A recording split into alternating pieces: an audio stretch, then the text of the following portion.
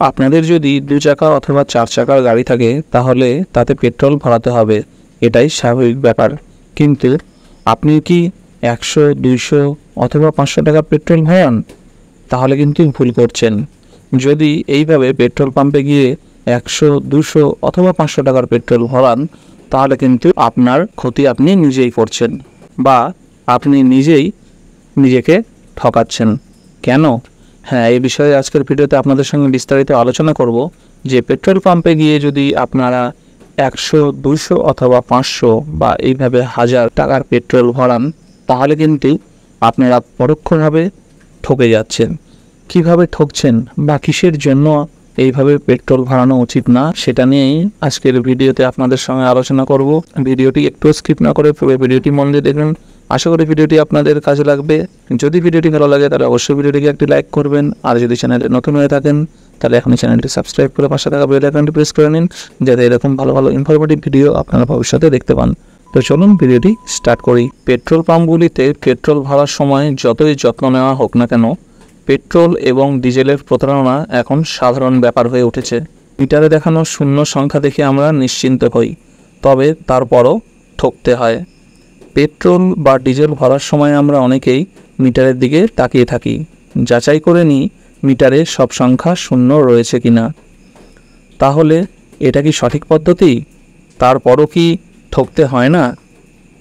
এরপর আপনি যত লিটার বা টাকার পেট্রোল বলবেন, পাম্পে থাকা কর্মী আপনার 2 চাকা বা গাড়িতে সেটাই ভরবে, কিন্তু এরপরও ঠকবাজি চলে।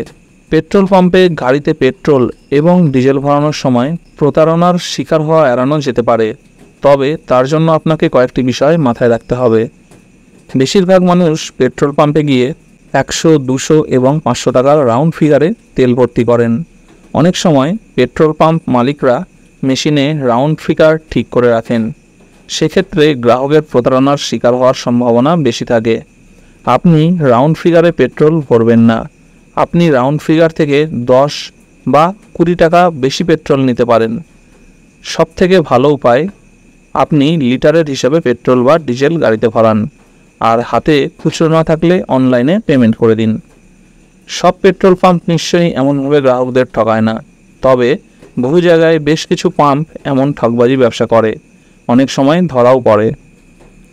পেট্রোল সবসময় শুধুমাত্র ডিজিটাল মিটারযুক্ত পাম্পে ভরানো উচিত, কারণ পুরনো পেট্রোল পাম্পের মেশিনগুলোও পুরনো, ফলে সেই সব মেশিনে কম পেট্রোল ভর্তি হওয়ার আশঙ্কা বেশি। তেল ভরানোর সময় পেট্রোল পাম্প মেশিনের মিটার শূন্য সেট করা আছে কিনা তা নিশ্চিত করে দেখে নিন। বেশিরভাগ মানুষই পেট্রোল বা ডিজেল ভরানোর সময় গাড়ি থেকে নামেন না, এর সুযোগ নেয় পেট্রোল পাম্পের কর্মীরা। পেট্রোল ভরানোর সময় গাড়ি থেকে নেমে মিটারের কাছে গিয়ে অবশ্যই দাঁড়াবেন। মনে রাখবেন, মিটার রিডিং সবসময় 00 হওয়া উচিত। ভেন্ডিং মেশিন ভেরিফিকেশন সার্টিফিকেট চাইলে যাচাই করতে পারেন।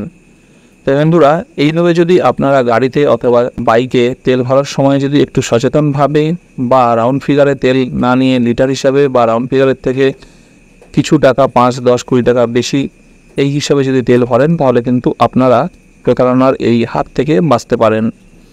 আশা করি ভিডিওটি আপনাদের ভালো লেগেছে। যদি ভিডিওটি ভালো লেগে থাকে তাহলে অবশ্যই ভিডিওটিকে একটি লাইক করবেন।